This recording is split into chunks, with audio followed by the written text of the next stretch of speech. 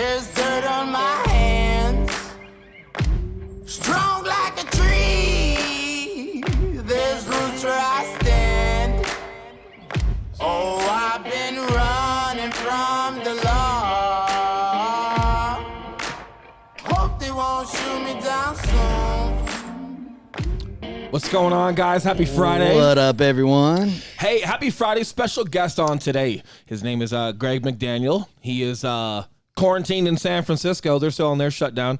Obviously a lot bigger than what we're dealing with in Denver, but a lot of great insight. He's also in the real estate community. Does a lot of great stuff out there. We've been on his podcast. He's the host of Real Estate Uncensored, but super awesome guy. He's out here. He's probably dead as far as like wanting to talk about Corona, but we're going to get into that because I know a lot of people want to hear just from ground zero, being one of those high impact areas, what that looks like, how it's affecting business, what you should be doing, to grow through that. But personal friend of ours, he's always been a great advocate. He was actually the one that talked us into starting a podcast. So super thanks to that, but excited to have him on the podcast, man. Greg, say what up, man. What up, man? I am super blessed to be here. I'm so excited. You guys actually listened to what I told you to do, and look at you guys just blowing up with this podcast, Day One $0. Solid content, great production value. I'm pumped to be here because, I know what you guys are doing. I know your mindset, your values, and I love being a part of something that's authentic, real, and just genuinely wanting to give value to everyone around you. So much love. Appreciate it. Let's crush it today. Yeah, right man. Hey, dude, I love that Zillow killer shirt. I wanted to hold that comment, right? Because just at a time like this, when people are super heavy on leads and there's just a lot of financial questions right now, and are you going to get relief? We heard that they were going to let you, cut your bill in half, which it's not doing much because if you're spending $20,000 a month, $10,000 a month, you're still on the hook for $5 or $10,000. That hurts, man. It's a big deal, right? Yeah. And there's just a lot of stigma around it. A lot of what we've been talking to people about is just having your own leverage, building your own foundation, and really pushing through this. And if you haven't before and you've been reliant on another business to allow you to have some sustainability, when something like this happens, you're also vulnerable to their infrastructure, right? So just a super ironic time as far as how all of this is coming together. And he's wearing that shirt. I had to throw a shout out to that, man. Well, awesome. And we have a lot of real estate agents that listen to our podcast here in Denver, man. But if you guys haven't checked out Real Estate Uncensored, Greg's podcast, go check that out. I started listening to that prior to even day one in real estate for me, and that helped me a ton. Just realize, honestly, what it did, man, was just before I got into real estate, I was so concerned that I had to be a certain way if I wanted to be a realtor, and I really didn't know a ton of realtors at the time, but listening to your podcast, man, showed me, oh, hey, these are just like normal dudes doing their own thing the way they want to do it. They're cussing on camera and stuff, and they're doing deals, and they're legit agents. But that you guys inspired me a ton, man. So for our listeners, if you haven't heard Real Estate Uncensored, definitely go check that out. 100%. And Greg, I'm going to kind of give you a lead in. We were talking a little bit prior to the podcast and just catching up and everything. And when we were talking about this whole Corona thing going on, first and foremost, we definitely want to just kind of hear what it's like for you being at a high impact. That'd be my first question. The second question to you, man, is going to be something that we spoke about for a few minutes.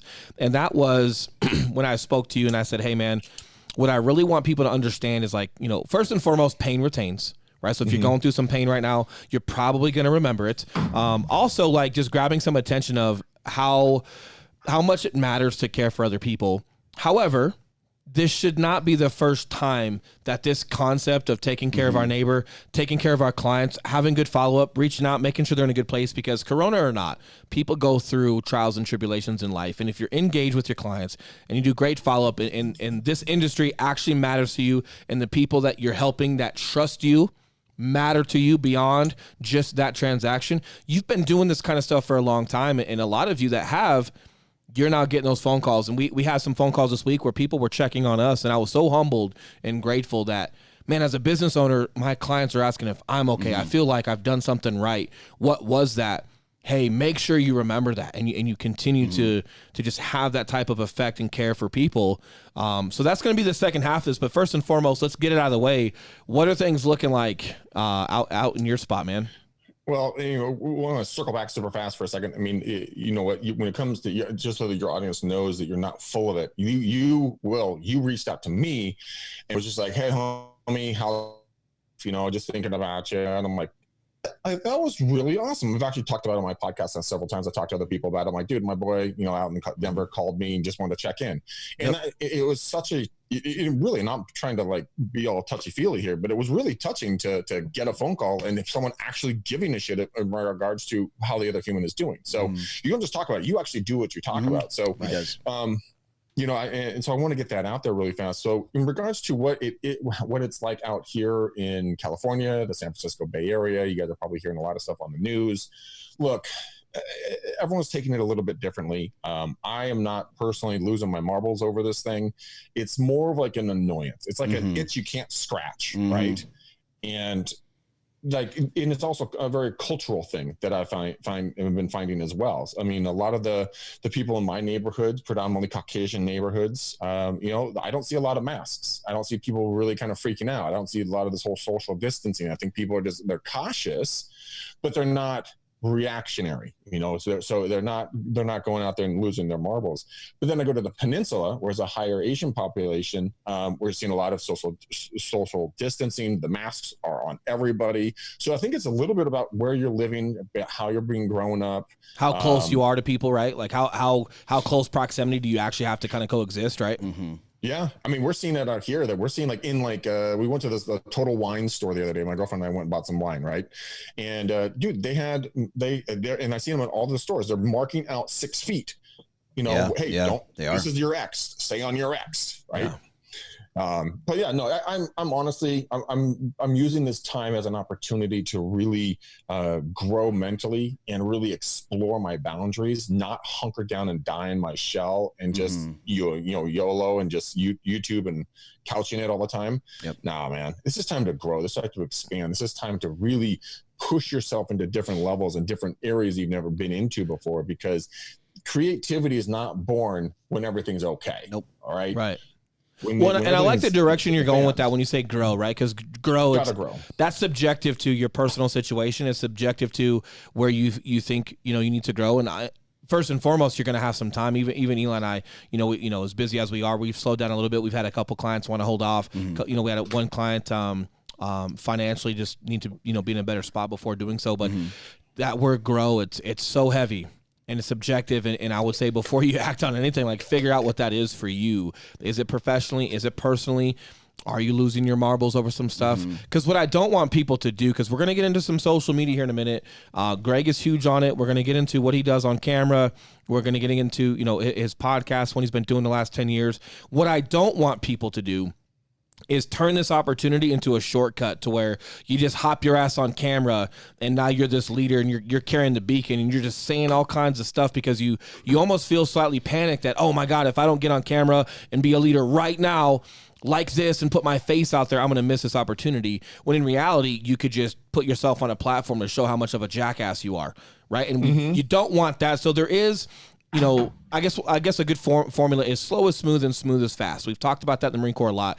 But I want to make sure as we get into stuff today that everyone that's listening take some time to figure out what that word grow means for you, because a lot of what you might do on social media and leverage material, it could be more of maybe you're not proud about how you've been a father. And then maybe you're diving into that. And then maybe some of your social media content is what you're doing, you know, and the proactive steps you're taking to be a better father. It doesn't necessarily have to be real estate related. And if you are reaching out to clients or you do want to take that approach, Eli and I have been doing some stuff on video to our email list. And it's a separate video. We don't just take our Facebook video and put it there. It's a separate conversation.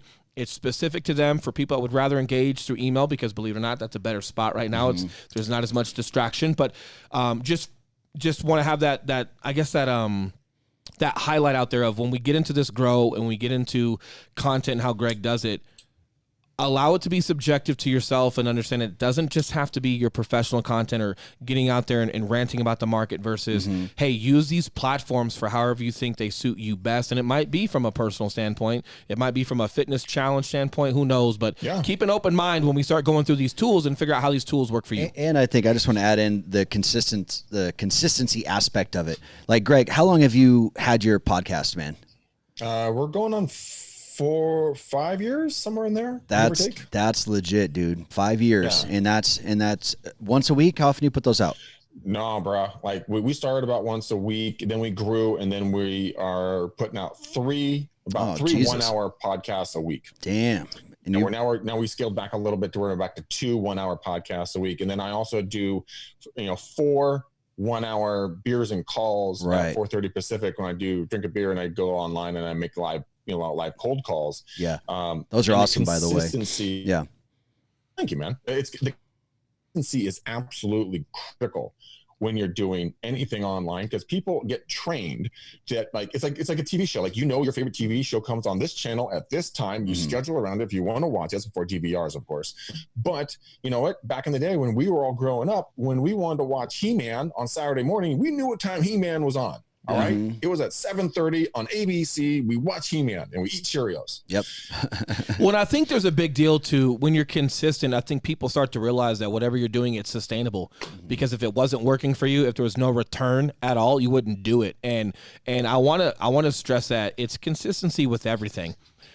When you use video and when you're going through social media, I do like the consistency there, because that can set precedents for the rest of your life. How consistent are you with your clients? How consistent are you with your diet? How consistent are you with your water intake? How consistent are you with your exercise? How consistent are you with your family time? And whatever you're segregating out there, whatever you're time blocking, when you put yourself out there in public, it works for me. Maybe some people gaff it off. We've seen people gaff it off. But when you're putting yourself out there in front of your sphere, right? Your friends, your family, other people that through social media, when they're watching you and you start something, you start a weight loss challenge. Maybe no one says a word to you, but if you fail, they see it. If you succeed, they see it. And it's the same in business. So if you want to start a podcast, or if you're like Eli and I started very similar, we were just one video a week. It was every Friday. That's where it started. We built up our material. We built up talking points. We built up experience within what we were doing, which allowed us to have a podcast where we could carry a conversation for an hour and a half. We weren't there from the get-go, but we grew into it through consistency. And I will say, a lot of people tend to take you very serious and trust what you're doing when they can see how well your product is, when they can see how thought out you are, and they can see that you're consistent with it. They're not just looking at you like a joke, man. It's huge. It is. No, it's huge. I mean, people contact me all the time and they're just like, dude, it's insane how consistent you are with your calls. And I'm like, and people hate calls. Lead generation. Yeah. Yeah. And so you know what? That's a good topic too, man. Get into this question for me, right? Because I'm big on it, but I definitely want other people to hear this as well. Doing things that you don't necessarily like when you're in business, you can't just pick and choose, things that you like and you do that. Like for example, you can't just go to the gym and do arm day, right? Like that, right. You're not going to be successful, and it's not sustainable, which means you're going to lack in that consistency area. But I'm sure we've all done calls. We get it. Greg is probably the most consistent guy we know. Not only does he do his calls, he does them on camera and drinks beer. Takes some balls, man. Yeah, so one thing I've noticed is you find a way to make it fun. You're having a beer. You're having calls. By the way, you're probably 1099, which means you can have alcohol on the clock per se, right? So you're good. Yes, I can. So you're good there, right? So just in case people are wondering if you can drink and make calls from the safety of your home or safety of wherever when you're 1099, yes, you can. You can have alcohol on the clock, just for all you legalities out there. But you found a way to make it fun, and I think you filming it and letting people see some of these calls that don't go well, some people that just don't want to talk to you. You're empowering people by being vulnerable. Like, some of these calls are going to go great, and you're going to see them. And then some people are going to tell me to fuck off, and that's okay too. And when other people see your failure, but you still are consistent with it, it's almost empowering. Like, even he gets that failure, gets that person that wants to yell or scream at him on the phone, but hey, he just pushes right past through it. It's empowering to people to just get out there and start doing that and be consistent with it. So is there anything else behind it? Like, what allows you to be consistent with those calls, man? Because we know they're not always fun, right? Well, the reason why that I'm so consistent on it, it's actually 2 reasons. One, I from the core of who I am, I love to help people, and I love to show people that, hey, man, it's okay. You're not alone in this fight, in this battle, in this whole thing of lead generation. Yeah, sometimes it sucks dick to do it because you're just getting your butt handed to you. Yeah. But the other days, but even in the failures, right? There's success, because when you fail, you learn from that failure and you're like, okay, well, what did I not do right on that call? Maybe I didn't say it correctly. Maybe I didn't ask the right questions. Maybe my tone was off. Maybe I just found them on a bad day. And when you find it, when you lock into your brain, and Will and Neil, I want to get your guys' opinions on this, with the, the military backgrounds, the workout backgrounds, when you had a bad day, right? Do you sit there and cry into your soup? You pick yourself up, learn from your mistakes, and you move forward going, okay, well, that day didn't work out the way I wanted it to, but I took away some really valuable lessons. And now I'm going to apply those into my life, and I'm going to put them into my next day of action. I'm not going to repeat my mistakes. Right. And I think the concept you're talking about, everyone's heard it. It's been around for a long time, but Mel Gibson said it in a movie, aim small, miss small. You remember that? Yeah.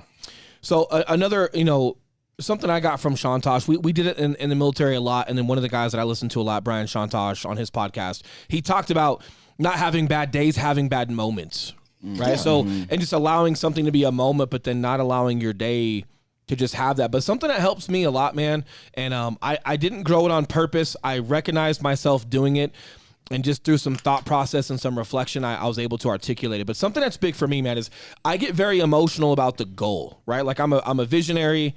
I love looking forward. I love daydreaming, like before I go to bed, I love visualizing certain things and really getting excited about whatever goal I've got in place. However, I don't get emotional about the process, as in like, let's use like the like a financial goal, or like you want to lose 100 pounds or something like that, and you get super motivated about taking your shirt off and having some abs, or just being confident in front of people to take your shirt off. Cool, get emotional about that and get excited.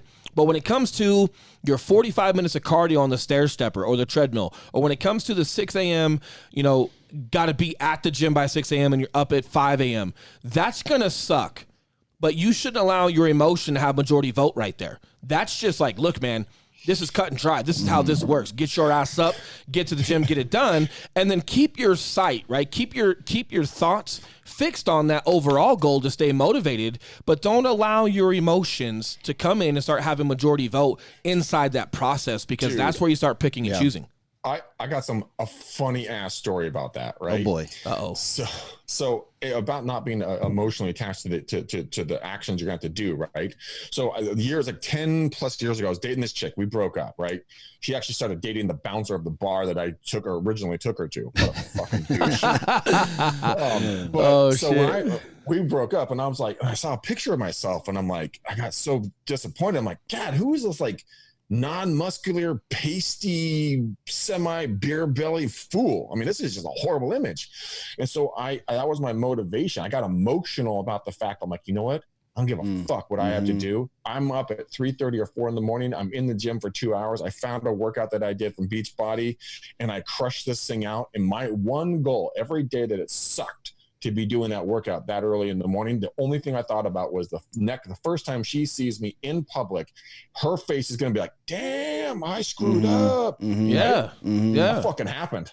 And listen, man, that's great. I remember that moment. And it's also good to like figure out what fuels you. I think having some self-awareness, and if you don't have it, having some self-reflection, and I want to get your opinion too, Lex. I know you're big on fitness, man, but just having enough self-awareness to realize like what fuels you. Everyone's, a little bit different in that category, but the bottom line was just, your goal has to outweigh any dissatisfactory action it's going to take in order to achieve it. And I'll be honest with you guys, like going through the Marine Corps, and doing some things where it's not a democracy.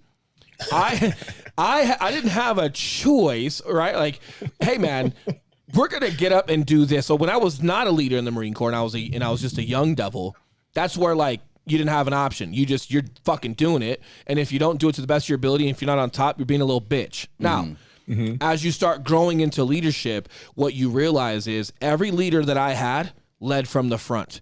They always smoke checked us. They were the best, or up there with everything that they did. So then as you go into leadership where, you could just make your Marines go run without you, and I guess you could sleep in. But what you've noticed from living through it is the responsibility of a leader to be proficient and lead from the front is what's going to deliver that message to these subordinate Marines, and making sure that they don't have any excuse because they're watching it firsthand from leadership. Now, as you graduate out of that back into a democracy, right, where now I'm a civilian, I have to remember I'm an example for my children. I'm an example for my clients. I'm an example for my significant other. I'm an example for my friends and my family of eating healthy and not getting crazy with alcohol or anything else like that. And just leading a life by example, because it impacts everyone around you. Yeah. And that's something that I took away. So I had a lot of weight that I brought with me into the civilian world. But early on, like I can't take the credit. Like I was, hey, you could get your ass up and get fucking going. Yeah. And it kind of instilled it to me. And I'll be honest, being younger, I think I needed that, because prior to that I was playing ball, and you kind of, you train when you want and you can go as hard as you want, or you don't have to. So I kind of needed that. But from you, Eli, you're a lifetime entrepreneur, right? Kind of a solo dude for a while prior to me. Like, what was it for you fitness-wise and work-wise? I think what all of us are good at is just what, in your words, would be embracing the suck, doing things that are hard and learning to enjoy it. And for me, I just realized, man, that nothing good is easy. And it's like, if something's difficult, you just understand. So just being honest with yourself. Well, hey, this is going to suck. Yeah. But Greg, I'm like you in the sense that I would do things to make the suck less, right? So for my workouts, I'm usually was at the gym super early all the time. But I also am big on contingency plans. So making it suck less and having things in place where you may drop the ball, and having something in place to keep that from happening. So for me, I've got a longtime personal training client of mine. He's 64 years old now. He was one of my first clients that I ever had. And to this day, we still work out together 3 days a week. And he's waiting on me at the gym at 6 a.m. And on the rare day where he's sick or something, it's fucking way harder for me to get out of bed. As disciplined as I am, it's hard as fuck if I know he's not there waiting on me. So I know I've got to have somebody there. Now that we're doing the whole quarantine deal, we're doing home workouts. I told Megan, I think I did 2 workouts of just me getting up and doing my thing. I told my wife, I said, hey, you're my new workout partner. I have to have you up in the morning with me, because my ass is sleeping in otherwise. Yeah. But like you, Greg, you're playing, you're drinking your beer, you're recording it, and that recording it, I think, is kind of like your gym partner waiting on you. People are waiting to see your live calls, right? Yeah, and it really pushes me, because when I do the live calls, partner, a thing that, I have to be the best version of myself. I can't slack. I can't not ask the questions that need to be asked. I can't not hit my scripts. I mean, absolutely. On point when I know people are watching 1,000%. So for me, everyone who watches those shows, you guys help me just as much as I might help you. Yeah, and dude, I get it. It's a very symbiotic relationship. And you used to do that with door knocking too. Have you done that in a little bit? Well, I can't now because quarantine, but I will definitely get back out there and do more of it. 1,000%. Dude, his ass would have his phone in his pocket, and he would be walking around door knocking live. Oh, dude, it's awesome. Yeah. And Greg, I want to get your opinion on this too, man, because as I've grown into leadership, I've been doing it for a long time, and hopefully, I feel like I'm at a proficient level. I've got some growing to do, but I feel like for the past 15 years of it, I've grown into it, and I've had different phases of, military stuff and government stuff and police stuff. And police is very dynamic because you've got some chain of command there, and you're dealing with officers, right? It's not necessarily like military, but very similar.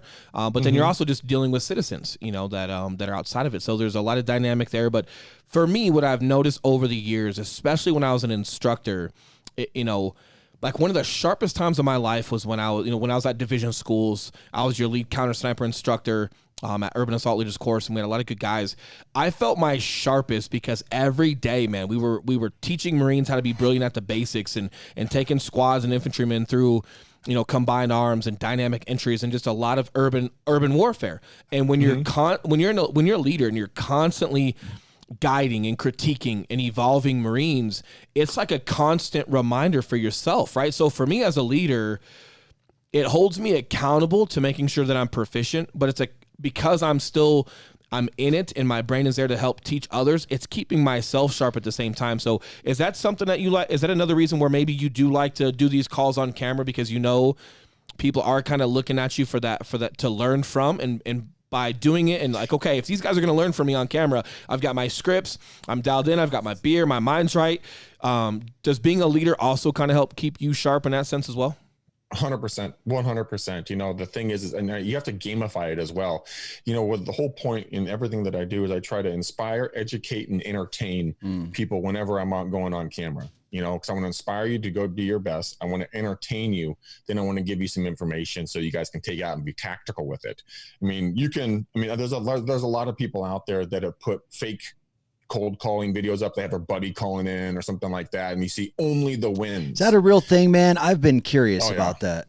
Oh yeah, there's people I know that have definitely done it, because I've listened to the calls. And I'm like, wait, I know that other voice. Damn! Wow! Integrity violators.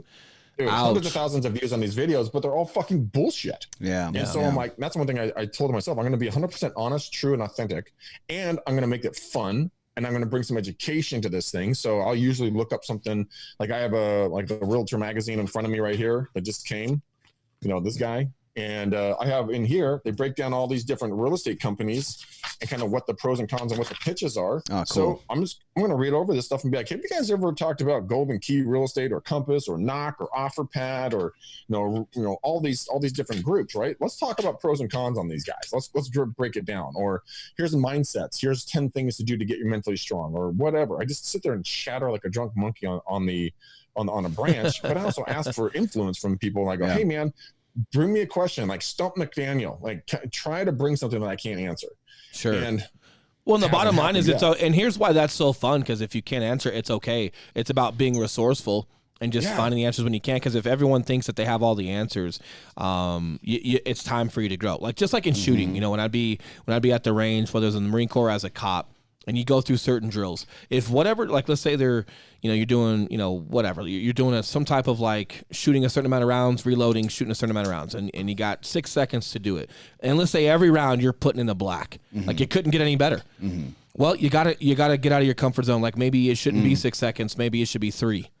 And then when you start putting rounds maybe not on target, now you're at that speed level where it's not perfect, but you're growing into that next level. And this is where you have, especially in entrepreneurship, and more specifically in the real estate and being a broker, a lot of accountability does rest on you as far as what that next step is to grow. And when it comes to like brokerages, I'm glad you brought that up, because one thing that I think is going to be more and more important, especially as we grow through this, is your personal brand and who you are. Yep. I'm not a firm believer, and this is just my lens. There's a reason I went to the Marine Corps. I didn't just blindly choose something and then they made me like, no, man, there's a chip on my shoulder. I had something to prove. Everything about me said fucking Marine Corps, right? Same thing within brokerages, man. Like you've got to figure out like, what do you stand for? What are you all about? What are your, what's your moral compass look like? Where does your integrity fall? How do you want to brand yourself? What does all that look like? And then where's a great place to take your personal brand and grow into it if you're not going to own your own brokerage, but you want to be a part of a team, or you want to be a part of a different brokerage, a Keller Williams, a Berkshire Hathaway, whatever it is. You've got to find not only a brand, but people within that brand that accept who you are and allow you to grow within it, versus the other way around. People tend to look for like the popular brokerage, and then you get told what to do. Eli had that, believe it or not. Eli was getting kind of told what to do where he was at. And it's like, man, like you got to be careful with that, Greg, what does, speaking of that growth and next level, what do you have on the horizon, man? Good question. I joined EXP about 2 years ago. But almost 2 years ago, like to the date. Which I'm kind of offended, man. I didn't get any recruiting call from you. I got recruiting calls from every other EXP motherfucker but you, man. That's because when you want to come hang with me, you call me. I'm not going to hunt you down. I'm not going to poach on you. He's the Don, Eli. He don't call you, bro. you call me, homie. Damn. You're on my You're on my podcast, Eli. I like it, man. In all actuality, I'm where I see myself going in the future. I talked about, the real estate, YouTube agent on YouTube, the guy named Jackson. I'm going to partnering up with him. I'm going to go double, triple, quadruple deep on YouTube videos. And the reason why I'm doing that is because I'm going to be able to sell courses. I know you guys are building and have a great course as well. I'm building some with a good friend of mine named Bernice Ross. And I want to be able to bring videos in. The one thing that I have found about real estate that drives me absolutely up the wall is the fact that you're geographically landlocked, essentially, when you do real estate in a certain area. Because if you live in, Denver, Colorado, well, then that's your marketplace. You build your sphere, you build your knowledge, you build your ability in Denver, Colorado. And so for me in Walnut Creek, California, Alamo, Danville, the East Bay here in the Bay Area, I don't want to be geographically locked. And so we're going to do hard in the videos so I can take and refer out leads at a 50% rate. I'm going to have a piping hot lead that's a pre-approved, go show a house, make a commission, right? I'm going to recruit agents onto my EXP line, and I'm going to start creating passive income through those different verticals so that I can go live where I want to live, go take a trip to Bali for 3 months if I want to, but create a financial opportunity where my girlfriend can go part-time or even stop working her job and start doing some stuff, that she wants to, chase down instead of working like a dog in her job. But I mean, it's just the driving passion for me is freedom. That's the one word that I consistently come back to is freedom in life choices. Well, and I think something else should be mentioned too, right? Like in addition to freedom, it sounds like you're also super eager to help empower. Like when you talk about these courses, and this is what gets me so excited about your course, Greg, because you're a solid guy, man. Like you allowed us to be on your podcast and gave us a platform. We had a huge recognition from that. We ended up starting our own, but you've always had our back. And here's what I love, man. There's, since I can remember, and I'm young in this marketplace, right, of real estate. There's all these other people teaching courses and, hey, let's go teach lenders. Let's go teach real estate agents how to be a real estate, but you're not a fucking real estate agent.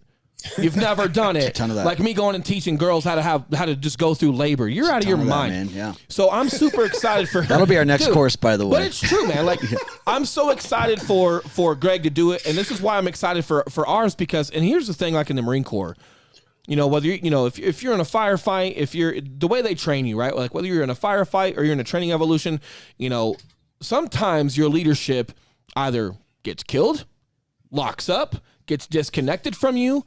So they're big on small unit leadership, as in if you're looking around waiting for someone to lead you, it's probably the fact that you recognize that. Where's leadership? I can't find him. No one's giving it, there's nothing coming on over the radio. I can't see my squad leader. Maybe he's passed away. Maybe he's in critical condition. Maybe he's disconnected from you and he's on the other side of the street and you can't get to him, but the other 4 Marines that are with you on this side of the street are with you. If you're looking up and recognizing that that's happening, that means it's on you to lead.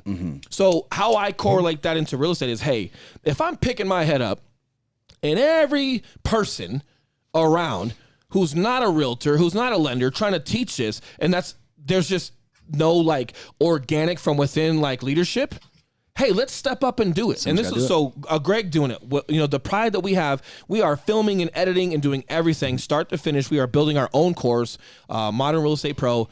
But I'm super proud of it because it's like, hey man, we're still doing deals. Like we're in the thick of it. And this is our profession. This is our backbone, just like Greg, where, hey, we need to start stepping up as an organization and teaching our own versus relying on all these other outsourced programs, right? From people who are not in our industry, making a ton of money, hypothetically teaching us on what they think works, but they've never firsthand gone through it. They've never been in the trenches, and that's a big problem with a lot of the main trainers. They either have never done real estate, or they've done it so many years ago, like decades ago, that it's completely shifted. So they hear it third party. There's something about, like you're talking about the Marines, there's something about being in a foxhole or a trench with somebody and you're like, dude, I'm gonna they're fighting holes, Greg. Foxes run. We call them fighting holes in the Marine Corps because we're not foxes, because foxes run. That's funny. Foxes run. Fighting holes. Foxes run. It's a fighting hole. The thing is that like when you find someone that's done it, or currently doing it at a level that you respect in any industry, like Eli for working out and personal training. I mean, do you think people would hire you if you're fat? Nope. There are fat trainers out there, though. Unless they didn't want to get better. There are plenty of fat trainers, bro. Unless they want to be average. Seriously?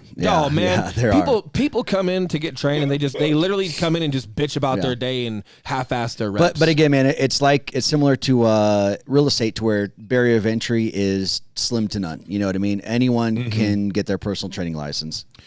Yeah, but I just think, that's where I'm super proud. That's where I'm proud to Greg, when you were talking to us today and you were talking about some of the courses you're going to do. I love when guys step up within the organization, to just make it better. And when we talk about, another friction point in real estate is like these flat rate companies. I got nothing against them, right? Like, yeah, they hurt the industry because they're bottom dollar, but some of the people that were there from what we've seen in Denver, they don't do a terrible job. But look, here's my problem with it.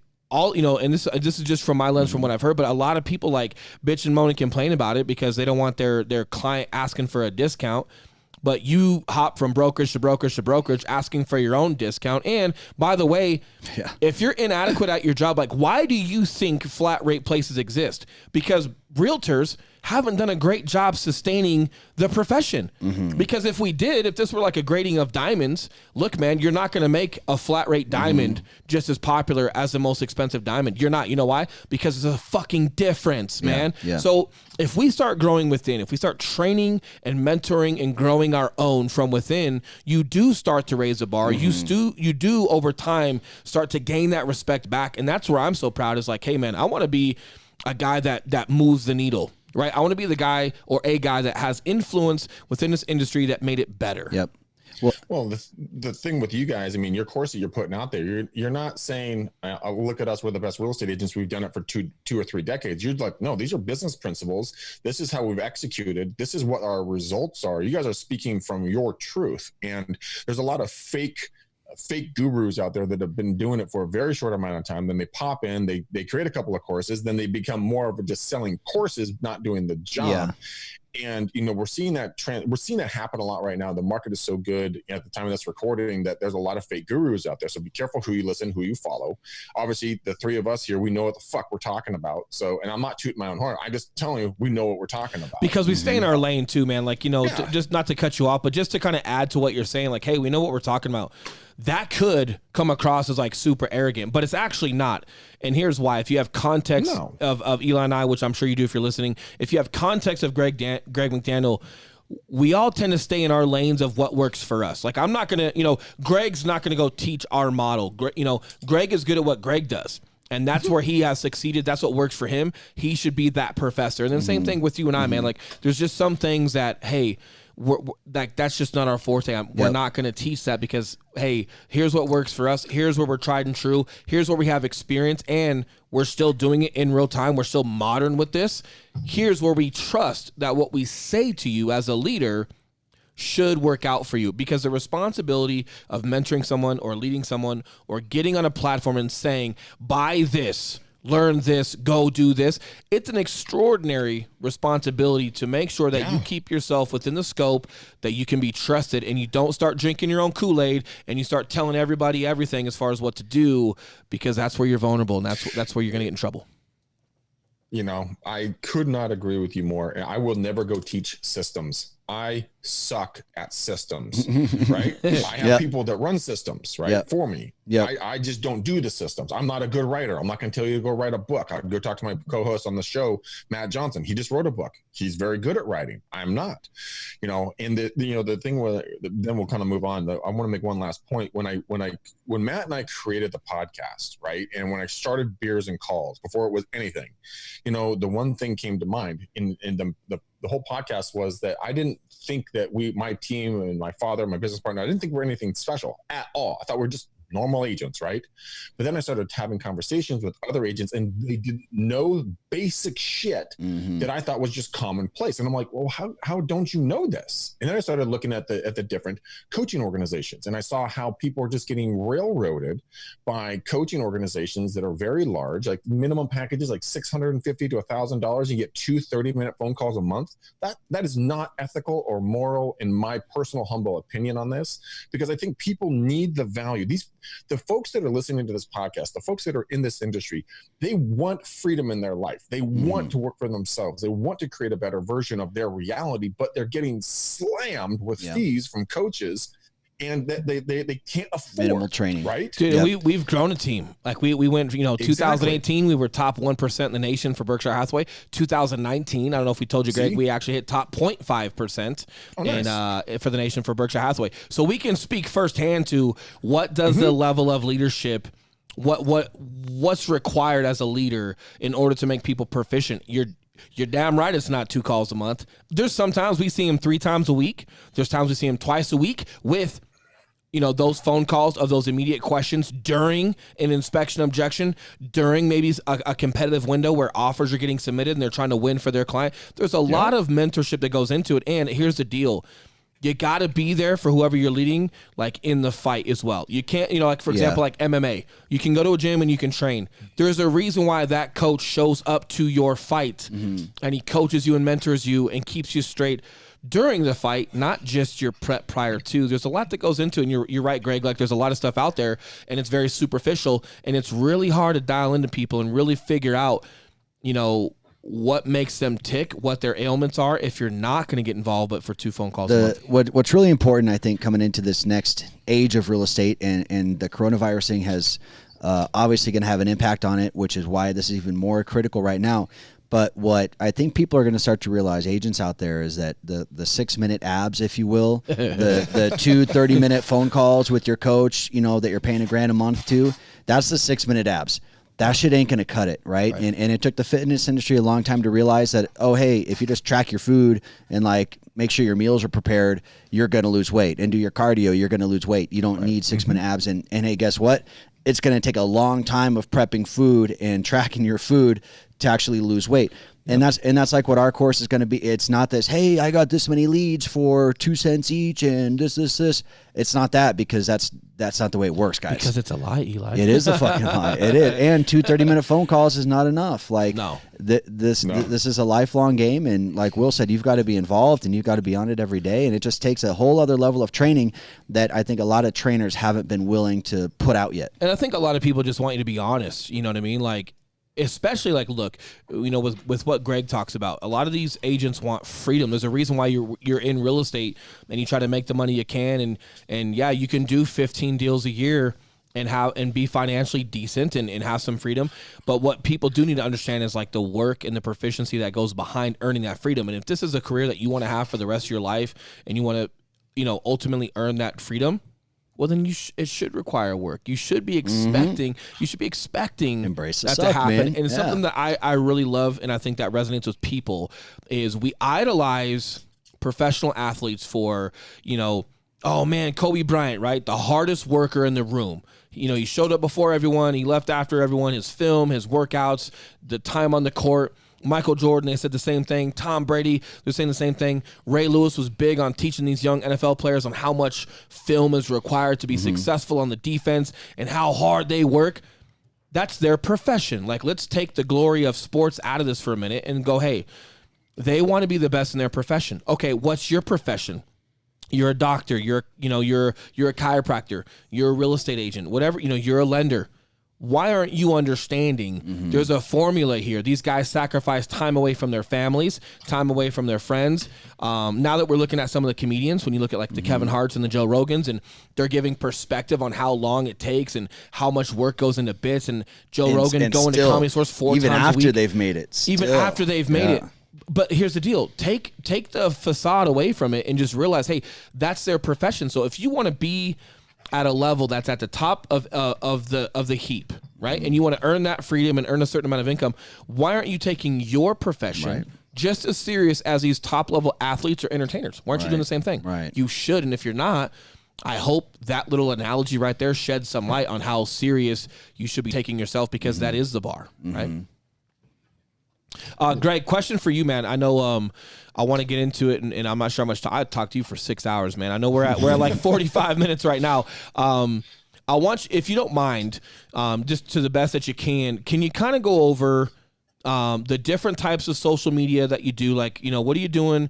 We know you have a podcast, right? We've talked about that. We know you're doing Beers and Calls. We haven't really disclosed what that is. I'm going to let you do that here in a sec, Greg. But Beers and Calls, and then anything else that you're doing through social media, not only inform us of like what it is and what the mission is for what you're doing there, but some of the collateral damage as well. Like, for example, Beers and Calls. Not only are you going to be making these calls and getting clients from that, but I'm guessing people that consistently watch you that you didn't call, but they saw your video, I bet they reach out and ask if you can sell their house. That would be like an example of collateral attention that you're getting in addition to whatever the direct mission is for whatever you're doing. So if you wouldn't mind kind of just running through all that stuff for some of the listeners, man, I think that'd be great. Sure. Yeah, no. So the podcast, obviously, we talked about. The other thing that I'm doing is that, and this is actually, I wrote down this business plan yesterday. I want to say yesterday, the day before. And like I said, I'm going heavy in the video, in the video arena. So I shoot with a company called Viral Marketing. If you guys want information about Viral, just let me know. And my coach and I, we are giving every other week, we send a video out, and I'll go out and I'll record around town when I used to be able to interview people and do stuff about the local area. Then I do a whole series on, talking about the 15 myths of real estate. And that goes out and touches my database 2 times a month. So every other week. And then we're going to do shorter form videos every week about the coronavirus, about market updates, just about local small things that can about 90 seconds long. I'm going to be starting to go really, really, really heavy. And I'm putting together my content plan on this on YouTube. And because I want to get a lot of people coming into my YouTube channel and just binge watching about my real estate team so they can see the value there. And then I'm so big on videos, the fact that those are living business cards. Those are where people get to know you, like you, love you, or hate you. But as long as you put your information, your name, and your contact information at the top and at the bottom of every video, people will know what you do. They'll follow you for the content and for what you're putting out there. So I'm going to starting some local videos here in the area with a guy named Jackson over at the YouTube Agent Group. Go to YouTube and check them out. And then I'm also going to start doing stories. And I've been really bad at stories, really bad. Instagram, Facebook, both. Both. Yep. Instagram, Facebook stories. I haven't gotten it. I've tried to get into TikTok. I can't get. Don't do it, Greg. Don't do it. Please don't do it. I can't watch a TikTok video. Don't do it. But there's a gal. Her name's Alyssa, and dude, she's a mortgage broker. Okay. She crushes 4 or 5 or 6 million views on her videos, and what she's the hell? getting business on TikTok. On TikTok, talking about mortgages. Wow. And so right now I'm just going to be, Facebook, Instagram, stories and posts on a consistent basis, YouTube videos, and just being able to bring the community alive. I want to go out and showcase parks, talk about the area that I live in, about the areas we sell in, what are top 10 things to go do on Mount Diablo, which is a big old mountain we have here. That's where we're going to be focusing on for me, for lead gen, because I feel that, like back when I started the podcast, my co-host Matt and I'm like, yeah, man, let's get on those, run a bunch of ads and let's do this, let's do that. And he's like, no, we're going to do content marketing. I'm like, what the fuck is content marketing? And it's just about bringing value to people as much as you possibly can on a consistent basis on the platforms where you train them, where you're going to be, what that platform is going to present to them in regards to whatever you're going to be filming, and then just do it, execute on it. Just, this is your business, right? You have to be able to do it. Well, and you guys are going to be at such an advantage because you were so early to the game, man. And, what is really going to matter now, because I do think there's going to be some sort of market shift coming up, regardless what happens to our home values, things are going to change in the way I think people perceive us as realtors. And I think we're going to come to a point now to where people aren't going to give a shit if their aunt's a realtor or their cousin is a realtor, because now that we've all kind of felt this vulnerability that is our finances and our careers and our homes, now that people have felt kind of vulnerable, I think more now than ever they're going to be like, hey, aunt, I appreciate that you're a realtor. However, I've seen Greg doing his calls for the past 10 years, 7 years on Facebook. I know that guy knows his shit. I'm going to him. Well, and anytime, sorry, Greg, I'm breathing a little heavy, not because you're so hot. Well, you are hot. I had to run. Hey, full disclosure, we're in an undisclosed location. We're in our quarantine bunker. And the bathroom's about a mile away. So I just ran a mile and back. I just ran 2 miles and took a tinkle. That was good. In about 45 seconds. So my heart rate is up. But truly being in the Marine Corps, I'm a badass. I bang out that 2 miles. So sorry for breathing so heavy. But anytime, and Greg, you've been around for a while, and I'm sure you can speak to this. When a market is super hot, super crazy, maybe you do give your niece or your nephew or your friend a shot at selling your house because it looks like things are just going. But when a market is like it is right now due to coronavirus, and for the next year, as people try to rebuild, and I think people are going to have some success right after. Some people might take a couple of months depending on their situations. But anytime the market is a little bit more sensitive like that, and you have to rely on professionals, this is where, hey, love you, really like you, don't trust you. Hey, this is my home. This is my equity, what I need for my family. these are important transactions that we're not just, throwing out like hotcakes anymore. And I think they tend to fall back on needing to trust someone. Is there anything you can speak on to that, Greg, since you've seen markets kind of come and go? Yeah, I mean, one of the things that I would highly recommend for all of you guys, if you're newer in the business or getting back in the business, or if you're a veteran in the business listening to the podcast, the number one thing is to be a student of the industry and consistently be a sponge and be learning. And go to Inman News, subscribe to them for like $200 or $100 a year or whatever it is. Read those articles. They're great content. Go to curbed.com, read some other hyper local information that's in your areas. Go to a seminar or two, or digital summits nowadays, whatever they are, but go learn from people, even if you don't maybe think they haven't been in the industry forever, but go learn and sit around and go to breakouts to the people who are in the trenches. Read books. I mean, if you don't have enough time to read books or anything like that, go to Mentor Box. It's $7 a month, and they give all like it's like cliff notes on all these amazing books that you can listen to like 15-20 minutes a day and get the information. The thing that you will die, you 100% will die out in this industry if you are not a student, if you're not a progressively into. I agree. The top producers, you can tell a top producer anywhere, because they're going to be the ones with the notepad out and the pen out, and they're going to be in the front row, and they're going to be taking notes faster than anybody else. The slapdicks in the back who are playing Angry Birds on their phone will always be the bottom of the barrel of the real estate agents, because they think they know it all. And I'm glad you said that, because here's what has to be known. Like, if you are that top producer or you're aspiring to be a top producer, the first thing that comes to mind is, hey, those slapdicks in the back, they still represent realtors. So like it or not, they are representing your industry. You've got to do all you can to separate yourself, put yourself a level ahead, and really show your quality. And then my second point to this, when Greg talks about being new, this is something that hits home with me. Is a lot of people thought that because I had a big sphere from doing the fitness company and being known for being a police officer in Colorado and all this stuff, people thought like, oh man, well, you have this huge sphere, that's why you crush. No, au contraire. Au contraire, my friend. I wasn't doing deals through my sphere for several months. However, what I was doing is I had a word that people did take me serious. Being an officer, having an extraordinary growth for several years with that fitness company where I was number 2 in the company.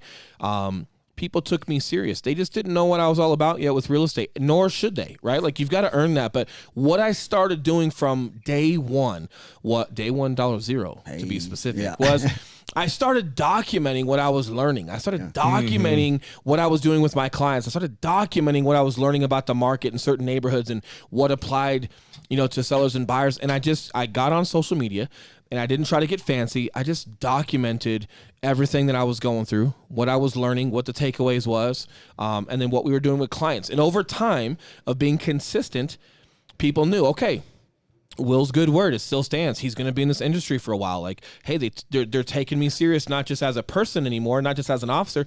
They're taking me serious as a broker. These are comments I've heard from friends and from clients that I've asked what made them choose us, or prior to Eli, what made them choose me. And this is things that they've told me. And I think it should resonate with all of you that as you're learning, as you're going to these seminars, find time to take all of that content, digest what it means to you, and then document and give those messages and how it's applying to your business as consistently as possible. Well, and dude, we've been talking about this for the past 2 years.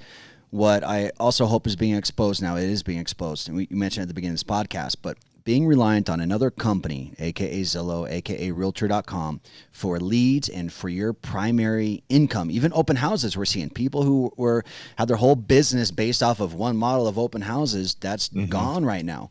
They're going to see a huge dip in their pipeline, and it's going to take a while to build up. But what is still here, funny enough, is video. Is our personal brand, and that if you're working on your personal brand, that is you. No one can take that away from you. No one can kill that. That's good to go. The other things should be supplements. We talk about supplements, right? Supplementing your meals.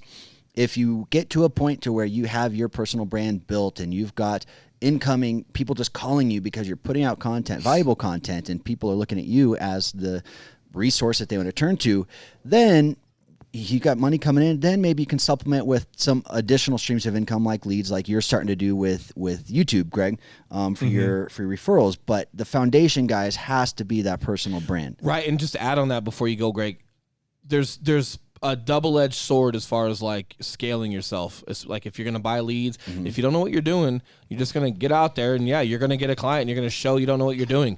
And you're definitely not getting referrals from that. Or if you're getting on social media and you're outside of your lane or your expertise or your area of growth for where you're at for right now, you're just going to go on there and show why people should not be working with you. Like it's okay to just especially at first, like just document as you grow in levels. You've got more to speak to, well, right? Getting to the closing table does not mean you're going to get referrals. No, it's not at all. And by the way, getting to the closing table should not be the bar for why you're awesome. In most people, it's expected, right? Yep. You know, one of the things a number of years ago, I was young in the business, probably 10, 15 years ago. And I got this weird idea in my head. I'm like, I want to be on TV. I should be interviewed for TV. I'm amazing. People are need to know what's in my head. And so I went out there and I pounded the phones and I called all the TV stations, talked to a lot of different producers. And I'm like, hey, you guys ever need a guest about real estate? You know, they're like, well, what's your production? What's this? What's that? How many years have you been in business? And I didn't have very good numbers. Right. And then what hit me was that, and this is for new agents, when people aren't going to work with you, your friends and family, some of them are not going to work with you. I've had a lot of my very good friends not work with me. I learned that, and it was a hard lesson to learn. But here's the thing. The reason people don't work with you and the people why producers didn't want to get on their TV shows because I didn't bring enough value at that point in my life, in my career, for them to want to hire me or me to go on their shows. So for you guys, don't be all bah humbug, no one wants to hire me. You need to be the better version of who you want to be, not who you are today. So go read the articles, go watch the videos, go to the seminars, reach out to top producers and humble yourself and ask for the 5 things that you should do right now to build your business, and then execute on those things that you hear, be willing to fail.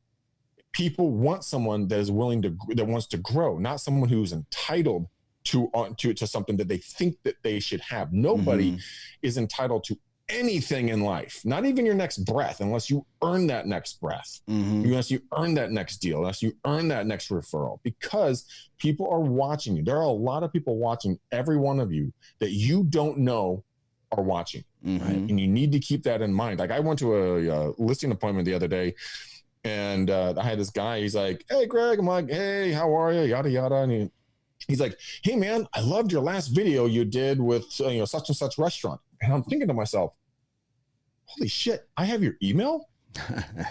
Yeah. And I had people stop me in the streets, they're staring me down, and they're just like, dude, I watch everything you put out. I'm like, what? You're that guy. You're that guy, man. Dude, it's true. But every one of us can have that visibility. Every one of us can have that platform. But as long as you just start and you never stop, you'll never fail. You'll have dips. Don't get me wrong. You'll have dips. And I mean, shit, man, when this whole Corona thing came around and it was our first week of lockdown, like 1 or 2 weeks ago, dude, I'm up at 3:00 in the morning going, what the fuck am I going to do? Right. And then I have my girlfriend like, well, what is this real estate thing doesn't work out for you? What are you going to do? You got to have a plan. I'm like, she said that. She's the audacity. Yeah. Oh yeah. She said it point blank, bro. Thou shalt not doubt the real estate. But it got me thinking though, right? What is my plan? Yeah. How am I going to execute? What am I going to, if I pivot, where am I pivoting to? Well, and this is something, man, like not to cut you off. I'm really good at that. There's a small delay. Really good at that. So it feels like you're taking a breath. And then by the time I say something, I realize you're still talking. There's a slight delay over here. You can't breathe, Greg. If you're talking, just don't take any breaths. Just keep talking until you run out of air. But this is where, as you guys grow, you're documenting, you're doing your thing. And as you grow in business, like part of our, our Modern Real Estate Pro course, Greg, I'm guessing part of your course, at some point, Eli and I are not predicated on just Denver's market. If we've got Modern Real Estate Pro, our course that's scaled nationally, internationally, and we're out talking and leading and mentoring across the country, across the globe, you've just now opened yourself up to thousands of markets and allowing thousands of people to be successful. You're no longer just predicated on, or your success is no longer predicated on whether you're just moving homes in Denver. So I think, Greg, something that you're kind of growing into is kind of where we're growing into is part of the reason for scaling is definitely you want your message and your tools of, hey, I'm in it with you guys. I want to teach within. I want to help my industry. I want to help everyone else become successful. The other benefit to that is, I'm growing out into other markets, consulting, business development, leadership, the course where people can take your course. You're now exposing yourself. You're graduating into several different markets versus just the one of, well, crap, if I'm not selling a home in San Fran, what am I doing? Right? Right. Super important to understand. Now, don't go growing a course after 6 months of being around. A lot of our course, by the way, is a lot of just the things that I did, being in the Marine Corps, being attached to SOCOM, stuff we did as police officers. A lot of our course, a lot of the psychology and preparation that's in that course, even though it's within real estate, it's all fundamentally sound from where it's worked for me at the highest levels of leadership that I've accomplished. So even though I've been around for a couple years here, a lot of these tools that we're teaching, they're not just for real estate, but because we're proven in real estate, we want to show how we've executed them. But Greg, I think that's a great point that you're talking about, man. It's like, where else can you expand? Like, hey, what if I'm not selling homes in San Francisco? What does my business look like?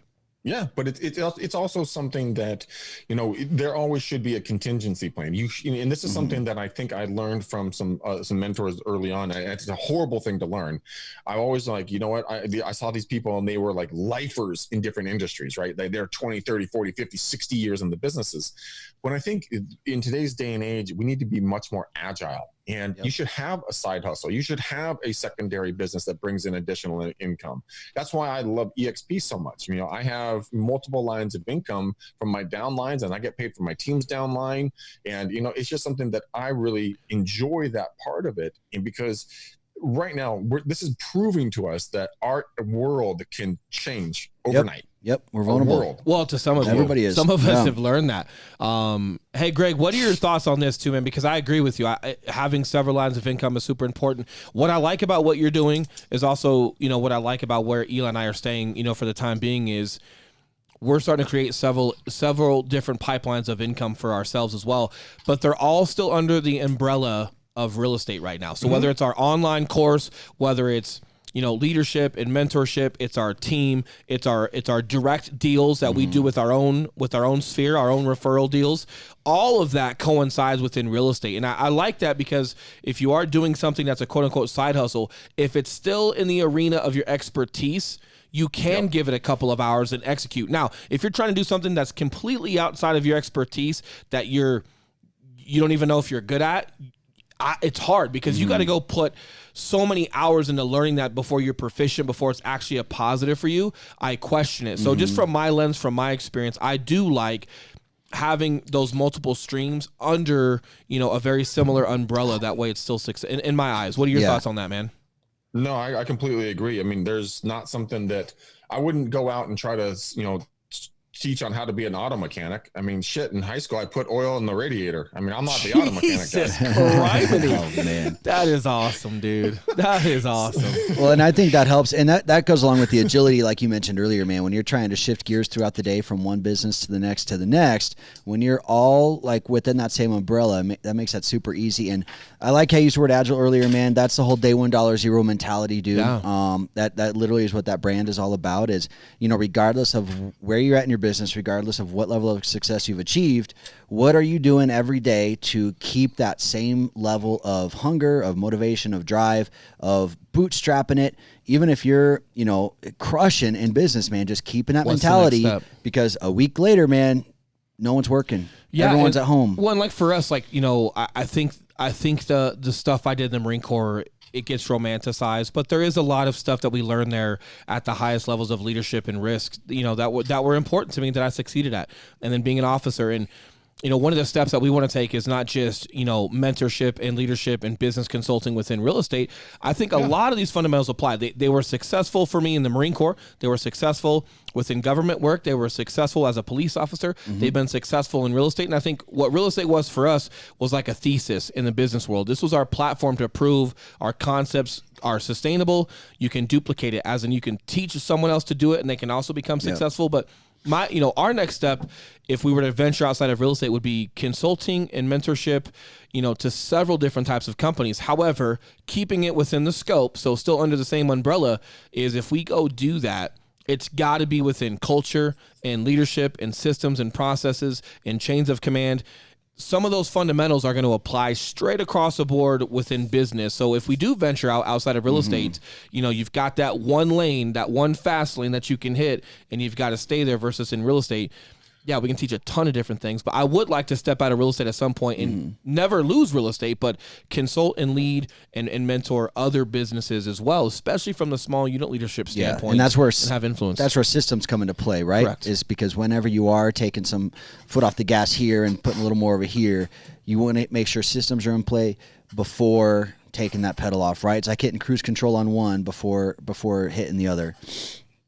Yeah, I've tried to step out of my lane a couple of times, and I got burned hard. Yeah, man. From doing it, and so I learned very, very quickly what to do, what not to do, and that's why I'm just sticking to what I know best. I know what I know, and I know what I don't know, and that's a very, very powerful lesson. I know I'm not a writer, but I'm a talker. I will get on camera, and I've never met a microphone or a camera I don't like. Me either. That's awesome. Hey, I know I know we're just over an hour, and Greg, I know you're a super busy guy. We don't want to keep you too long here, but I want to end on this and just give some people some food for thought from you, man. Whether you're a brand new agent right now and you got smacked with this Corona thing or this down market thing, we'll call it, because look, a down market's going to happen for a different reason, in the future, right? So this isn't just a Corona thing. Maybe this is a little heightened, I guess, because the lockdown is super rare. But there's going to be down markets, and there's going to be times where you fall on your face and everyone's out walking around, just no one's buying from you or no one's buying at all. But Greg, if you're a new agent, or if you're an agent that's been around for a while that has to maybe adapt their business model to adjust for this or adjust for a down market in the future, what are 3 things you can give listeners right now that they can set focused on and work on right now? In addition to, I've already said this as well, right? Like checking in, doing your follow-up, making sure that your past clients and current clients are okay and they're actually doing well, actually giving a shit about the people you help. For me, that's a standard. So in addition to that, from a business standpoint, what are a couple of things you can give listeners that they could be working on with their time right now to come out of this thing stronger? 1, save money. Do not spend everything. It's a good one. I mean, I'm a saver, and thank God I got a nice little stockpile. So when this thing happens, I'm like, fuck it, I'm cool, dude. I'm not going to change my lifestyle. I still drinking my expensive wine, still driving my expensive ass truck that sucks gas out like nobody's business. I'm forwarding my bills to you right now. If I were on camera, you see my phone, I'm actually forwarding my forwarding address is to you in San Fran now. Yeah, where's the stockpile, man? If you wouldn't mind letting us know.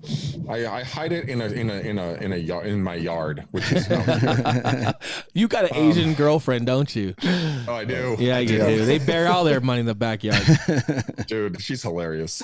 So the number one thing is guys, seriously, save money, stockpile money, as fast as you stack cash. Don't buy the new Lambo. Don't buy the new big bling bling house. I mean, live at your level or slightly below. Okay. Lifestyles. Be agile, be able to pivot. If your business takes a dip, analyze it on a consistent basis. Darren Hardy, author of multiple books, who was the executive guy for Success Magazine. Mm-hmm. He and his wife sit down every Sunday. At least they say they do every Sunday, and they analyze their last week and they see how they can become better as a better couple. Right. So you should be analyzing your business on a consistent basis and saying, okay, where am I bleeding out? Where am I stronger at? Where's my growth pattern? And then eliminate where you're bleeding, right? Go double down on where you're going strong and where you're growing, and just continually be willing to adapt to the marketplaces that you're in. So we were talking about TikTok. We kind of laughed about it, like, oh, I can't fucking do that. Yeah. Well, you might want to start paying attention to that. Start working on my choreography, and I think what's important is just understanding these platforms. So if you want to go onto TikTok, and do something like, instead of just dancing around with your kid and slapping your ass, I'm a real estate agent. But also understand, dive in and look at the analytics as far as who's on TikTok. Yes, there are some adults on there, but it's primarily a younger generation. Okay, so then your content should reflect, what do you think the younger generation needs to start learning about the home buying or home selling or just homes in general, right? Hey, this next generation that's 18 and under or 22 to 17, whatever that looks like, hey, what do they need to know? How can I educate them on just what they need to know as they grow into adulthood and the knowledge that they should have right out of the gate about home buying, home selling kind of stuff. Educate or entertain too, because there's a ton of entertaining shit in real estate, man. There's a ton of hilarious stories you can tell, hilarious photos you can show. There's all sorts of cool shit you can do with that. There's a ton of stuff to do. And here's the thing. If you get the following on TikTok, I can have a gal named Alyssa come on your show. She'll talk about how she's crushing on it. But the thing is that you can go like hashtag over 30, hashtag over 40. And you know what? Then your audiences will start looking for that. The people, you're not going to look at the 17-year-old shaking her stuff, right?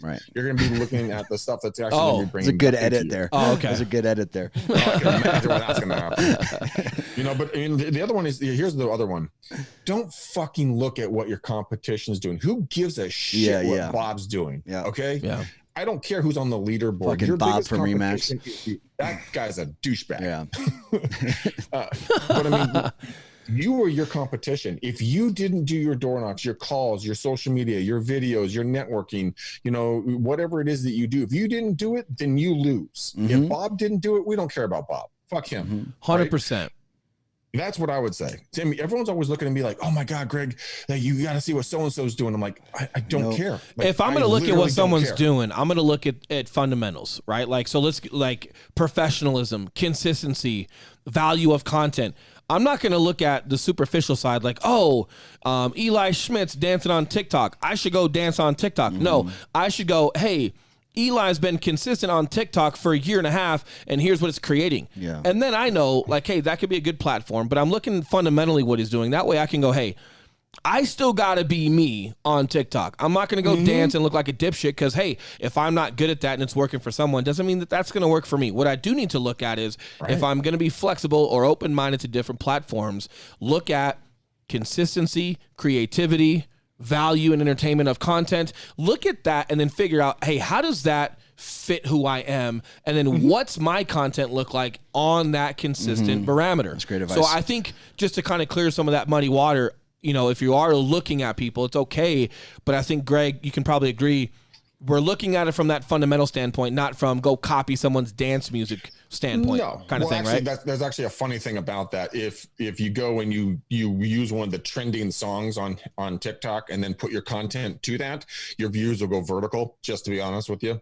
But I mean, I agree with you. You don't need to be something that you're not. Learn how to adapt the new technology. I mean, look at us. We all started looking at this whole book of faces. Isn't that just for college kids? Isn't that something that you just do? Now it's like a mainstream business. We looked at Instagram and it's just for photos, nice photos. Now it's a whole nother way of communication, right?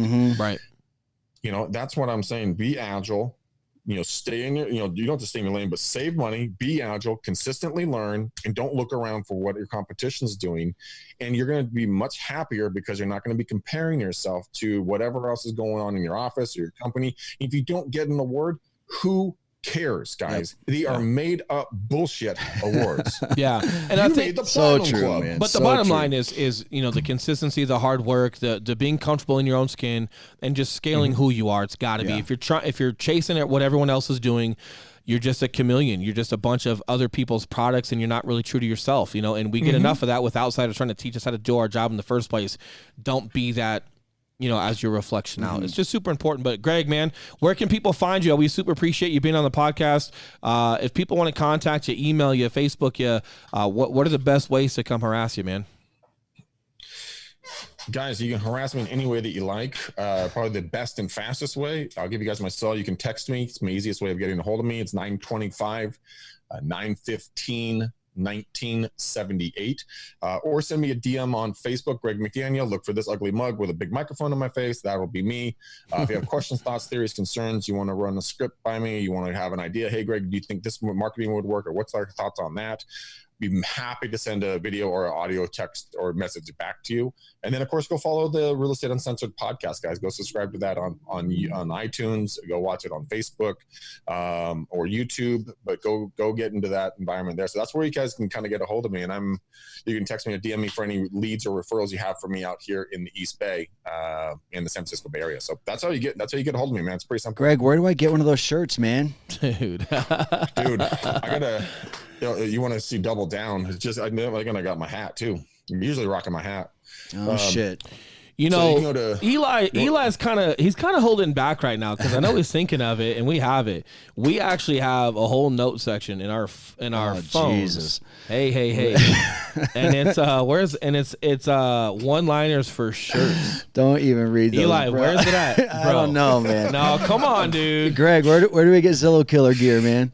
You gotta go. I think you just go to Zillow Killer on Facebook. You'll see my boy James, okay. And you message him and his crew, and they'll sell you some shit. I mean, I just rocked this. One day I was talking with him, and I was kind of bullshitting. I'm like, dude, if you got some sick shit, bro, like I would rock that hard for you. He's like, cool. What's your address? I'm like, I give him my address, and I didn't think he was actually gonna send anything. And then like a week or two later, I got 2 shirts and a hat, and I'm like, oh shit, he really sends stuff. Yeah, that's hilarious. That's a great conversation starter, man. I can't believe I can't find. Hey, there's one idea we had. Hear me out, Greg. Oh no. Oh no. Meat cookie. Jesus. I need a shirt that says meat cookie. Okay. I have no idea what context we were in when that came up or what it even means. It can go all sorts of ways. You might just think that me, like I'm a meat cookie, man. I'm big and meaty, but I'm sweet and delightful. This is the like worst a cookie, way to man. end the podcast It is not. possible. Hey, Greg, you got to stick around after we close this thing out because they're asking me a couple of questions as far as forwarding my bills to your address, and I'm going to find these T-shirt quotes. So, Greg, you hang on the line, bro. But we're going to close this thing out. Happy Friday, guys. Appreciate you listening. If you guys obviously have questions or anything for us as far as reaching out things that you need in a time like this, you guys know where to find us on our social media platforms. But come holler at us. Appreciate the support. Appreciate the love. Take it one day at a time. Stay strong out there, guys, and just level up. Day $1 Happy Friday. Out. Out. Won't stop fighting to the very